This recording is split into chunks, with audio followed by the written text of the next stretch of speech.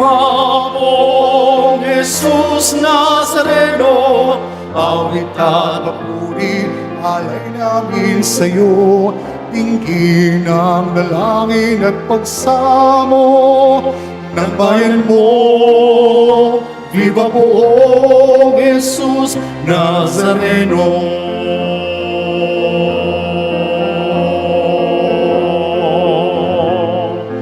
Tayo ngayon ay magtipon at sambahin ang Poon. Magdiwang tayo sa ating debosyon, purihin ang Panginoon. Viva o Jesus Nazareno, awit at papuri, alay namin sa'yo. Dinggin ang dalangin at pagsamo ng bayan mo. Viva po Jesus Nazareno.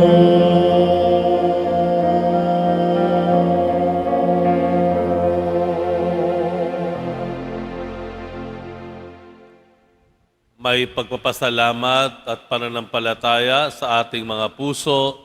Simulan natin ang banal na pagdiriwang sa ngalan ng Ama at ng Anak at ng Espiritu Santo. Amen. Ang pagpapala ng ating Panginoong Hesukristo, ang pag-ibig ng Diyos Ama, at ang pagkikipagkaisa ng Espiritu Santo, naway sumainyong lahat. At sumaiyo rin. Panginoong Jesus, sa pagbibigay daan sa takot at pangamba sa aming buhay, na siyang naging hadlang sa amin para gumawa ng mabuti at tama, Panginoon, kaawaan mo kami. Panginoon, kaawaan mo kami. Ang pag-aalinlangan namin sa iyong mga kaparaanan, sa iyong karunungan, Kristo, kaawaan mo kami. Kristo, kaawaan mo kami. Sa pagkabigo namin, natuparin at isabuhay ang aming mga pangako sa iyo, sa aming pananampalataya, Panginoon, kaawaan mo kami. Panginoon, kaawaan mo kami. Kaawaan tayo ng makapangyarihang Diyos, patawarin tayo sa ating mga kasalanan at patnubayan tayo sa buhay na walang hanggan. Amen. Manalangin tayo. Ama naming makapangyarihan, itinampok mo ang abad na si San Benito bilang dakilang tagapagturo sa mga nagpapakadalubhasa sa paglilingkod sa iyo. Tanging pag-ibig sa iyo ang amin nawang mapagpahalagahan para taluntunin naming maliksi at bigay na bigay ang landas ng pagsunod sa iyong kautusan. Sa pamamagitan ni Hesukristo, kasama ng Espiritu Santo, magpasawalang hanggan. Amen. Magsiupo muna po ang lahat. Pagbasa mula sa aklat ng Henesis. Noong mga araw na iyon, lumakad si Israel, dala ang kanyang ari-arian. Pagdating sa Beerseba, naghandog siya sa Diyos ng kanyang amang si Isaac. Pagsapit ng gabi, tinawag siya ng Diyos sa isang pangitain. Jacob, Jacob, nakikinig po ako, tugon niya. Ako ang Diyos ng iyong ama, wika sa kanya. Huwag kang matakot na pumunta sa Ehipto. Doon ang lahi mo'y magiging isang malaking bansa. Sasamahan ko kayo roon at ibabalik na muli rito. Nasa piling mo si Jose pag ikaw ay namatay. Mula sa Beerseba, naglakbay si Jacob. Siya at ang kanyang mga apo at mga manugang ay sinakay sa kanyang mga anak sa mga karitong ipinadala ng paraon. Dinala rin nila sa Ehipto ang mga hayop at ari-arihan nila sa Kanaan. Kasama nga niya ang kanyang mga anak, mga manugang at mga apo. At si Juda ay sinugo ni Israel kay Jose upang siya'y salubungin. Dali-daling ipinahanda ni Jose ang sasakyan niya at sinalubong ang kanyang ama sa Gosen.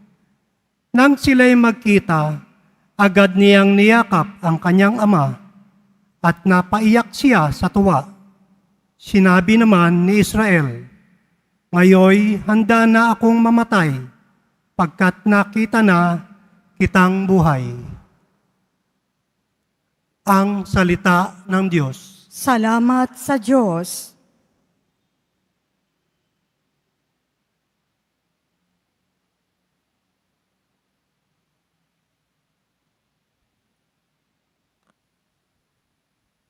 Nasa Diyos ang kaligtasan ng mga matuwid at banal. Nasa Diyos ang kaligtasan ng mga matuwid at banal. Umasa ka sa Diyos ang mabuti gawin at mananahan kang ligtas sa lupain. Sa Diyos mo hanapin ang kaligayahan at ang pangarap mo'y iyong makakamtan. Nasa Diyos ang kaligtasan ng mga matuwid at banal. Iingatan ng Diyos yaong masunurin. Ang lupang minana ay di na babawiin. Kahit na sumapit ang paghihikahos, di mararanasan nila ang magdahop. Nasa Diyos ang kaligtasan ng mga matuwid at banal. Ang mabuti gawin, masamay itakwil, at mananahan kang lagi sa lupain. Pagkat yaong bayang wasto ang gawain, ay mahal ng poon, hindi itatakwil. Sila'y iingatan, magpakailanman, ngunit ang masama ay ihihiwalay. Nasa Diyos ang kaligtasan ng mga matuwid at banal. Ililigtas ng Diyos ang mga matuwid. Iingatan sila pag naliligalig. Ililigtas sila at kanyang tutulungan. Laban sa masama, ipagsasanggalang. Sapagkat sa poon, nangungubling tunay. Nasa Diyos ang kaligtasan ng mga matuwid at banal. Magsitayo na po ang lahat.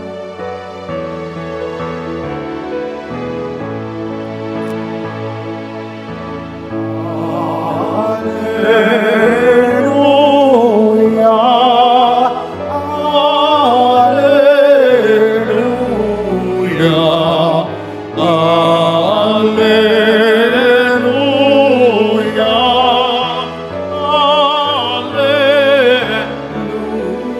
alleluia.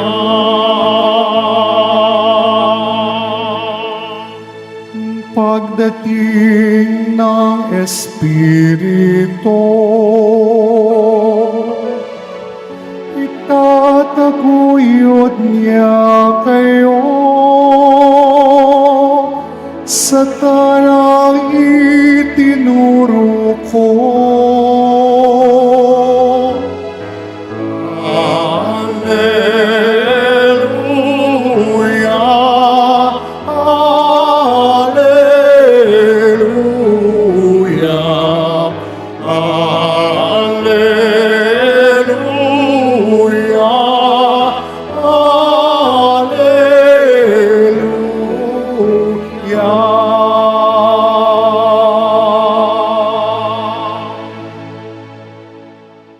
Sumainyo ang Panginoon. At sumaiyo rin. Ang mabuting balita ng Panginoon ayon kay San Mateo. Papuri sa iyo, Panginoon. Noong panahong iyon, sinabi ni Jesus sa kanyang mga apostol, "Ngayon sinusugo ko kayo na parang mga tupa sa gitna ng asong gubat. Maging matalino kayo gaya ng mga ahas at matapat gaya ng mga kalapati. Mag-ingat kayo sapagkat may mga taong magkakanulo sa inyo sa mga hukuman at hahagupitin nila kayo sa mga sinagoga.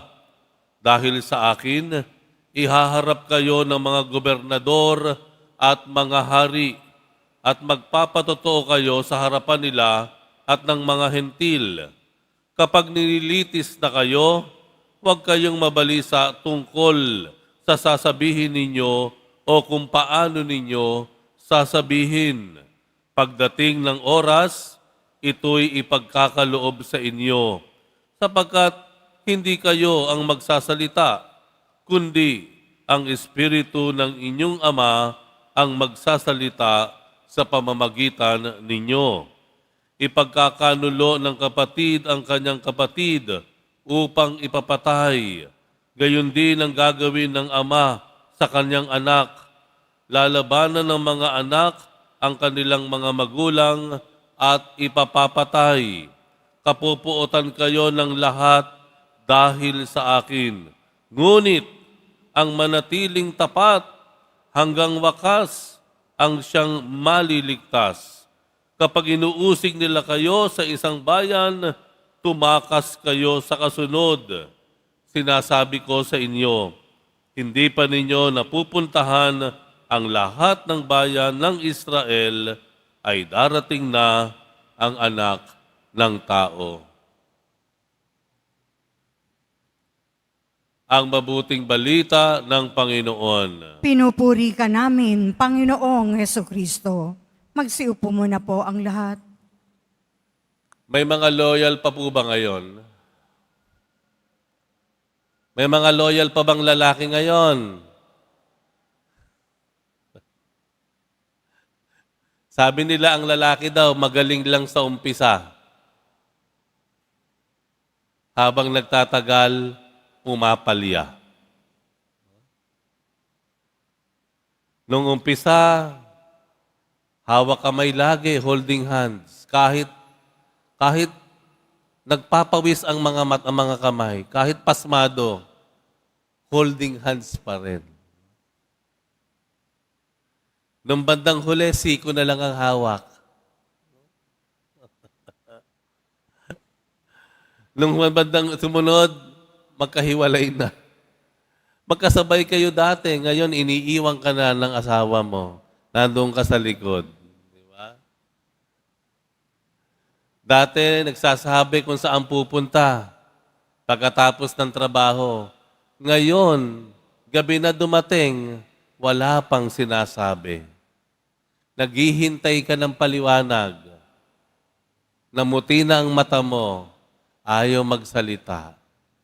Ayaw magkwento. Ano ba ang loyalty? Katapatan. Sabi ng Panginoon sa Ebanghelyo, ang sino man na magiging tapat hanggang huli, ang siyang maliligtas. Hanggang huli. Ibig sabihin po, ang katapatan ay pagsagot ng oo sa Diyos, oo sa Kanyang salita, oo sa Kanyang habilin ng paulit-ulit, ulit, hanggang huli. Hanggang huli. Paulit-ulit hanggang huli. Ang sabi sa Ebanghelyo, ang sabi ng Panginoon, ang pagiging tapat, kailangan lagi kang sumasagot ng oo sa Diyos. May mga halimbawa ang Panginoon kung kailan tayo nasusubok ang ating oo o pagsunod sa Panginoon. Una, sinabi sa Ebanghelyo, kapag ikaw ay nasa, sabihin na natin na delikado na pangyayari. Kapag na ikaw ay hindi nasa maayos na kalagayan, nasusubok ang oo mo sa Diyos. Ibig sabihin, nung walang banta sa iyo, wala sa peligro ka, wala sa peligro ang kabuhayan ninyo, wala sa peligro ang iyong kalusugan, oo ka talaga sa Diyos. Pero nung nalagay na sa peligro ang kanyang kabuhayan, nalagay na sa peligro ang inyong pangalan, doon na nahihirapan tayong umoo sa Diyos. Ang sabi pa nga doon sa Ebanghelyo, kailangan daw tayo maging tapat kagaya ng kalapati. Alam natin yung mga nag-alaga ng kalapati, no? Yung daw, na kahit ito ay lumipad mula sa kanilang kulungan sa inyong tahanan, iikot-ikot yan sa ulap, mawawala pa sa paningin mo yan, pero uuwi at uuwi yan. Tapat, katapatan. Ano pa ang nagiging banta sa atin? Kapag nalalagay na tayo, lalo na ang ating mga mahal sa buhay, kapag pamilya na ang pinag-usapan, kapag pamilya na ang nasasangkot, kapag pamilya na ang madadamay,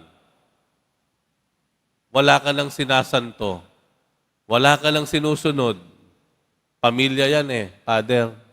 Iba yan. Pag pamilya na, kaya mong manakit, kaya mong manloko, kaya mong magsinungaling, kaya mong mandaya, kaya mong magnakaw, at sa bandang huli, mas nakakalungkot, kaya mo pang pumatay ng tao para sa pamilya mo. Wow! Wow! Pero tingnan niyo yung sabi ng Panginoon. Kanino ba dapat ang ating ultimate loyalty? Sa Diyos. Kung ikinaakala po natin, nalulugod ang Diyos kapag ipinagtatanggol natin ang ating mga pamilya hanggang sa gumawa na tayo ng masama, nagkakamali po tayo. Ang pinakarurok, pinakamataas na katapatan na mayroon ang tao ay katapatan niya para sa Diyos. Susunod na lamang yung pamilya. Dapat makita po natin ang pagkakaiba ng dalawa. Kahit ika nga ang nakasalalay ay ang pamilya mo, kahit ang nakabingit sa peligro ay pamilya mo, hindi ka pa rin gagawa ng masama. Hindi mo pa rin tatalikurin ng Diyos, hindi mo babaliwalain ang kanyang salita. Bakit? Dahil ang dapat nating pinakamataas, rurok ng katapatan, ay katapatan natin patungkol sa Diyos. Amen? Maliwanag po yun. Maliwanag dapat yun sa atin. Yun yung sinasabi sa Ebanghelyo. Our ultimate loyalty belongs to God. Huwag kayong mag-alala. Dahil ang katapatan naman ng Diyos sa atin, lampas-lampas pa sa pinakamatindi, malalim, pinakamataas na katapatan na pwede nating ibigay sa Diyos. God will never be out in loyalty. God will never be outdone in love and generosity. Lalampas-lampasan pa ng Diyos kung ano yung pinakamatinding pagmamahal, dedikasyon, debosyon, at katapatan na pwede nating ibigay sa Kanya. Ibabalik niya ang lahat sa atin. Unahin lang daw natin ang Kanyang karunungan, ang Kanyang kaparaanan, at ang lahat ay ibabalik sa atin. Ang ating katapatan sa Diyos ay hindi lamang isang oo, hindi lamang dalawa, kung hindi pa ulit na oo sa Kanya, lalo na sa mga panahon na mahirap, sa mga sandali na ikaw ay sinusubok, sa mga sandali na ikaw ay nahihirapan. Sa misang ito, sana sabihin natin, Lord, hindi lamang sa loob ng simbahan ako sa iyo umuoo, lalo't higit pag ako ay lumabas sa simbahang ito. Hindi lang kapag araw ng Biyernes na ang aking debosyon sa iyo ay paulit-ulit kong ginagawa. Kung hindi kahit sa ibang araw ng buong linggo, ako'y magiging tapat sa iyo, ako ay laging sasagot sa iyo ng oo, ng paulit, ulit.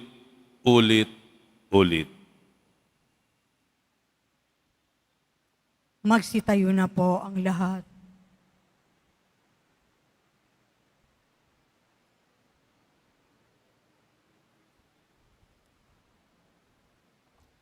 Minamahal kong mga kapatid, may tiwala sa paggabay at proteksyon ng Diyos. Halina at lumapit tayo sa Kanya na siyang laging handa sa pagkalingang hindi magmamaliw. Ama, ipadala mo sa amin ang iyong Espiritu. Ama, ipadala mo sa amin ang iyong Espiritu. Ang mga pinuno ng simbahan naway maging matatag at walang takot na ipahayag ang mensahe ng Diyos sa gitna ng mga pagbatikos. Manalangin tayo. Ama, ipadala mo sa amin ang iyong Espiritu. Ang mga bansa at ang sangkatauhan naway mapalaya sa makasalanang sistema ng opresyon at terorismo. Manalangin tayo. Ama, ipadala mo sa amin ang iyong Espiritu. Yaong mga nakararanas ng pagsubok sa kanilang buhay may asawa, naway makatanggap ng biyaya na magsumikap na mapanatili ang kanilang mga pangako. Manalangin tayo. Ama, ipadala mo sa amin ang iyong Espiritu. Yaong mga pinahihirapan ng takot at ligalig, naway makatagpo ng kaligtasan sa ating komunidad. Manalangin tayo. Ama, ipadala mo sa amin ang iyong Espiritu. Yaong mga namayapa, naway umani ng pabuya sa kanilang mabuting mga gawain sa walang hanggang kaharian ng Diyos. Manalangin tayo. Ama, ipadala mo sa amin ang iyong Espiritu. Ama, ikaw ang pinagmumulan ng buhay. Lupigin mo ang kadiliman ng kasamaan sa aming mga puso at punuin mo kami ng liwanag ng iyong pagpapala. Hinihiling namin ito sa pamamagitan ni Kristo ang aming Panginoon. Amen. Magsiupo muna po ang lahat.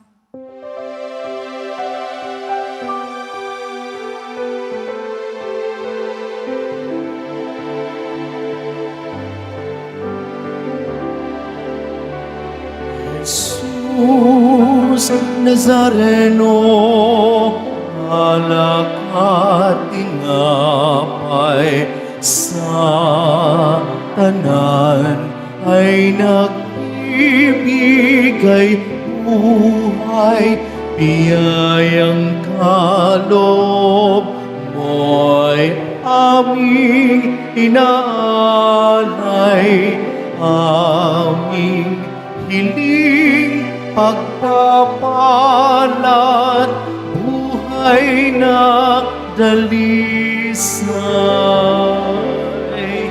Jesus Nazareno, alak at tinapay sa tanan ay nagbibigay buhay, biyayang kaloob mo'y aming inaalay, aming hiling pagpapalat, buhay na dalisay.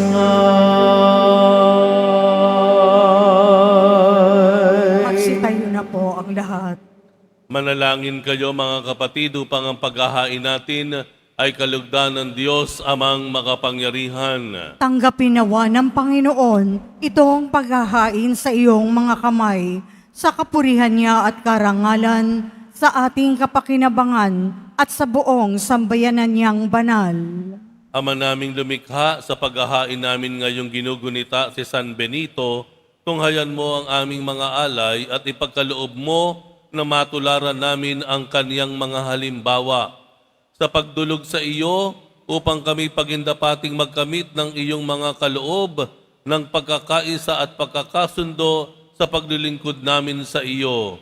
Sa pamamagitan ni Hesukristo kasama ng Espiritu Santo, magpasawalang hanggan. Amen. Sumainyo ang Panginoon. At sumaiyo rin. Itaas sa Diyos ang inyong puso at diwa. Itinaas na namin sa Panginoon. Pasalamatan natin ang Panginoong ating Diyos. Marapat na siya ay pasalamatan. Ama naming makapangyarihan, kunay ngang marapat na ikaw ay aming pasalamatan sa pamamagitan ni Jesucristo na aming Panginoon. Ngayon ikinagagalak naming may mga banal na tao na nagtalaga ng sarili sa anak mong si Jesucristo upang ipamalas nila ang paghahari mo at maakit ang kapwa na manalig sa iyo. Ngayon sa amin ibinibigay ng iyong anak na minamahal ang kabanalang iyong taglay at hangad mong kamtin ng tanan. Ito ang pinanggalingan amin ngayong nililingon. Dito mo rin nais na kami makarating at humantong. Kaya kaisa ng mga anghel na nagsisiabit ng papuri sa iyo nang walang humpay sa kalangitan, kami nagbubuni sa iyong kadakilaan. Santo, Santo, Santo, Panginoong Diyos ng mga hukbo, napupuno ang langit at lupa ng kadakilan mo. Hosana sa kaitaasan, pinagpalang na paririto sa ngalan ng Panginoon. Hosana sa kaitaasan.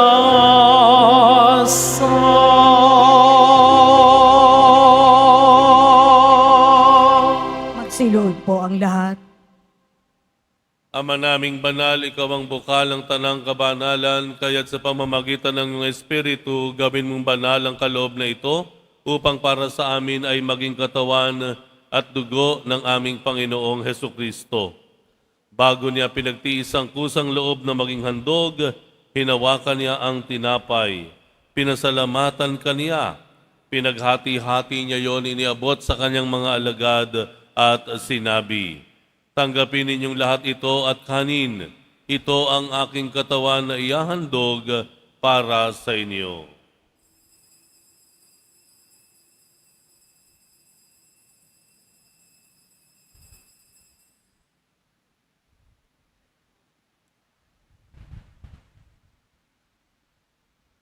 Gayon din naman nung matapos ang hapunan, hinawakan niya ang kalis, muli kaniyang pinasalamatan, iniabot niya ang kalis sa kanyang mga alagad at sinabi, "Tanggapin ninyong lahat ito at inumin, ito ang kalis ng aking dugo, ng bago at walang hanggang tipan, ang aking dugo na ibubuhos para sa inyo at para sa lahat sa ikapagpapatawad ng mga kasalanan. Gawin ninyo ito sa pag-alala sa akin."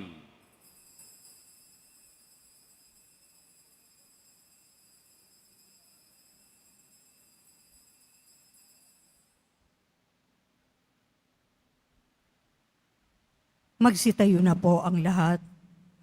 Ipagbunyi natin ang misteryo ng pananampalataya.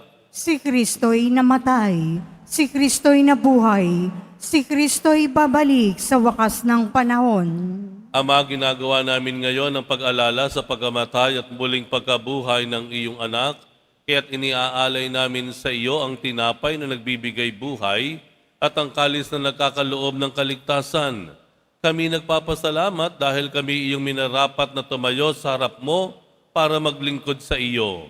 Isinasamo namin, kaming magsasalo-salo sa katawan at dugo ni Kristo ay mabuklod sa pagkakaisa sa pamamagitan ng Espiritu Santo. Amalingapin mo ang iyong simbahang laganap sa buong daigdig. Puspusin mo kami sa pag-ibig, kaisa ni Leon na aming Papa at ni Jose na aming Arsobispo at ang Tanang Kaparian. Alalahanin mo rin ang mga kapatid naming nahimlay na may pag-asang sila'y muling mabubuhay, gayon din ang lahat ng mga pumanaw. Kaawaan mo sila at patuloyin sa iyong kaliwanagan. Kaawaan mo at pagindapatin kaming lahat na makasalo sa iyong buhay na walang wakas, kaisa na mahal na Birheng Maria na ina ng Diyos, ng kabiyak na puso niyang si San Jose, kaisa ng mga apostol ni San Juan Bautista at ang lahat ng mga banal na namuhay dito sa daigdig ng kalugod-lugod sa iyo, maipagdiwang nawa namin ang pagpupuri sa ikararangal mo sa pamamagitan ng iyong anak na aming Panginoong Hesukristo. Sa pamamagitan ni Kristo, kasama niya at sa Kaniya, ang lahat ng parangal at papuri ay sa iyo, Diyos amang makapangyarihan, kasama ng Espiritu Santo, magpasawalang hanggan. Amen, amen, amen, amen.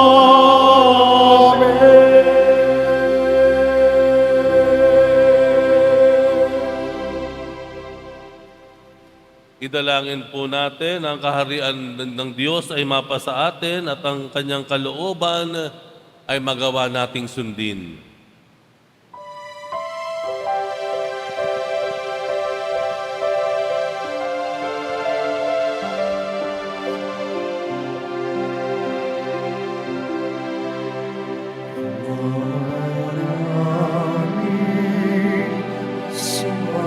Sa langit ka, sambahin ang ngalan mo. Mapasamin ang kaharian mo. Sundin ang loob mo dito sa lupa para lang sa langit.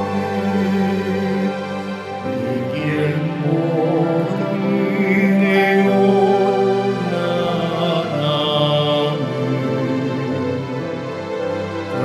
kakain sa araw-araw at patawarin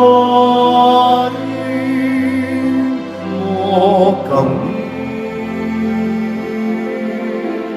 sa aming mga sarapan, magpapatawad namin sa nagkakasala sa amin at huwag kami ipahintulot sa tukso at yadya mo kami sa lahat ng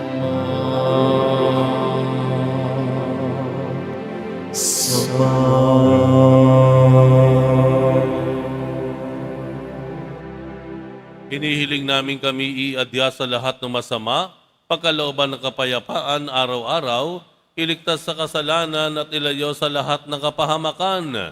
Samantalang aming pinananabikan ang dakilang araw ng pagpapahayag ng tagapagligtas naming si Heso Kristo. Sapagkat iyo ang kaharian at ang kapangyarihan at ang kapurihan magpakailanman. Amen. Panginoong Heso Kristo, sinabi mo sa iyong mga apostol, kapayapaan ang iniiwan ko sa inyo, ang aking kapayapaan ang ibinibigay ko sa inyo.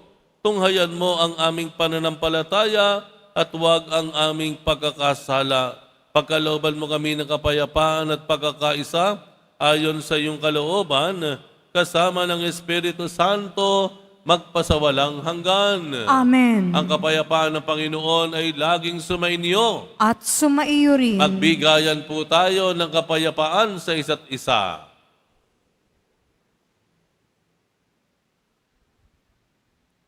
Kordero ng Diyos, na nag-aalis ng mga kasalanan ng sanlibutan, maawa ka sa amin. Kordero ng Diyos, na nag-aalis ng mga kasalanan ng sanlibutan, maawa ka sa amin. Kordero ng Diyos, na nag-aalis ng mga kasalanan ng sanlibutan, ipagkaloob mo sa amin ang kapayapaan. Magsiluhod po ang lahat. Ito ang kordero ng Diyos. Ito ang ating Panginoong Jesucristo na paulit-ulit na nagmamahal at nagpapatawad sa atin. Mapalad tayo na tinawag upang makiisa sa kanyang pag-aalay ng sarili. Panginoon, hindi ako karapat-dapat na magpatuloy sa iyo, ngunit sa isang salita mo lamang ay gagaling na ako.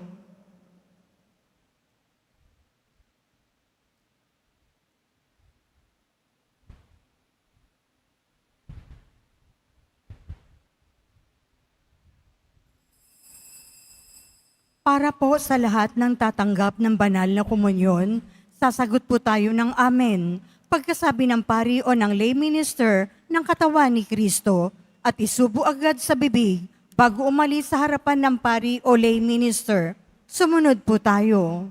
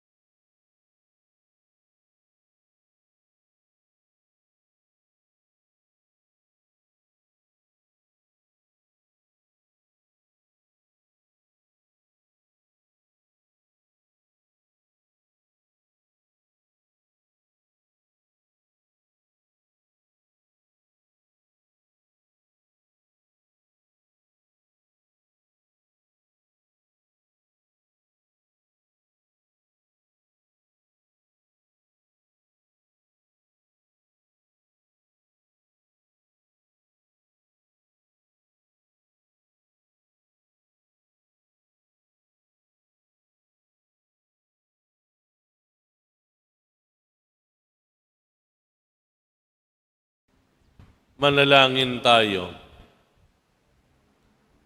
Ama naming mapagmahal, ngayong aming napagsaluhan, ang haing nagbibigay buhay, aming hinihiling na maganap namin ang itinuturo ni San Benito para sa matapat na paglilingkod sa iyong gawain at sa pagmamahalan sa isa't isa bilang mga kapatid sa pamamagitan ni Jesucristo kasama ng Espiritu Santo magpasawalang hanggan. Amen. Sumainyo ang Panginoon. At sumaiyo rin. Mahal na poong Jesus Nazareno, inihayag mo sa pamamagitan ng krus ang walang maliw na pag-ibig ng Diyos sa sangkatauhan. Pakinggan mo ang kahilingan lalo na para sa mga nangangailangan ng iyong tulong at awa. Makamtan nawa namin ang iyong kasagutan na may utang na loob na tinatanaw. Basbasan din po ninyo itong mga imahen at dasalan upang lalo kaming manalangin at magtiwala. Sa pamamagitan ng bendisyon na ito, naway lalo kaming maging mapaglingkod, masunurin at tapat sa iyo na aming malawalhating Panginoon magpasawalang hanggan. Amen. At pagpalain kayong lahat ng makapangyarihang Diyos, Ama at Anak, at Espiritu Santo. Amen. Humayo kayong taglayang pag-ibig at misyon ng ating mahal na poong Jesus Nazareno. Salamat sa Diyos.